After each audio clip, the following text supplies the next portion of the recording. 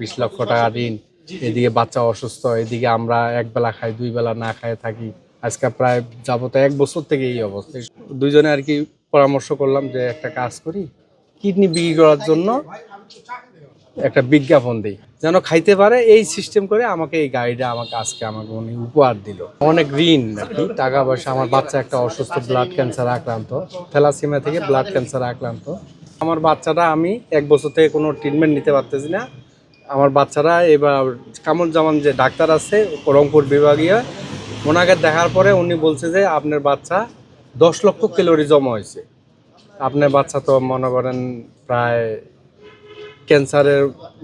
ক্যান্সারে পরিণত ওই দিকে আর কি যাচ্ছে আর কি। তা আপনার বাচ্চাকে তাড়াতাড়ি ট্রিটমেন্ট করান।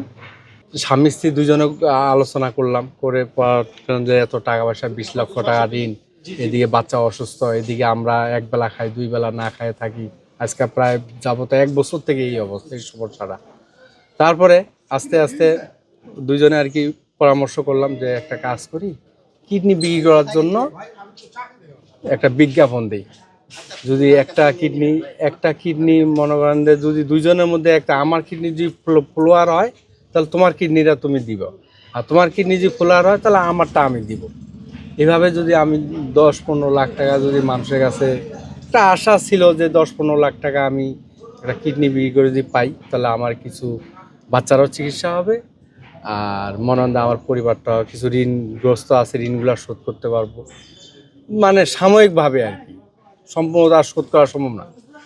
এইভাবে দুজনে পরামর্শ করার পরে এই তখন বিজ্ঞাপনটা দিলাম। আমাদের চেয়ারম্যান সাহেব উনি বলছে যে এরকম এরকম, যে ডিসি স্যার তোমাকে যাইতে বলছে। দুজনে আমরা যাই, ওইখানে যাই, স্যার কি বলে দেখি। তো ওনার আইডিতে আর কি কে জানি ওরকম পোস্ট পাঠাইছিল।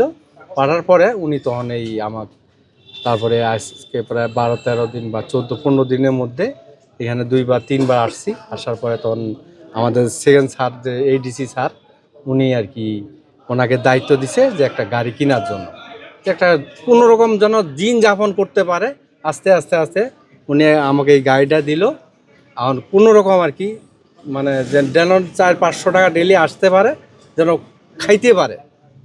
যেন খাইতে পারে এই সিস্টেম করে আমাকে এই গাড়িটা আজকে উনি উপহার দিল। আমার গাড়িটা নিয়ে আমার আল্লাহর রহমত আমার পেটটা চলবে, আর আশা করা আল্লাহ ভরসা।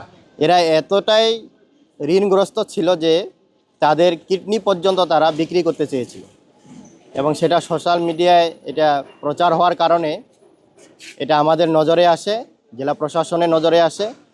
উপজেলা প্রশাসন এবং আমাদের ইউনিয়ন পরিষদ আমরাও এই বিষয়টা নিয়ে আলোচনা করেছি, এবং তাদের পাশে দাঁড়ানোর জন্য আমাদের মাননীয় জেলা প্রশাসক এই উদ্যোগটি গ্রহণ করেছেন। আমরা সবাইকে ধন্যবাদ জানাচ্ছি, কৃতজ্ঞতা জানাচ্ছি জেলা প্রশাসন এবং জেলা পরিষদকে, যে আমাদের ইউনিয়নে নবিউল্লাহদেরকে একটি অটো ভ্যান কিনে দেওয়ার জন্য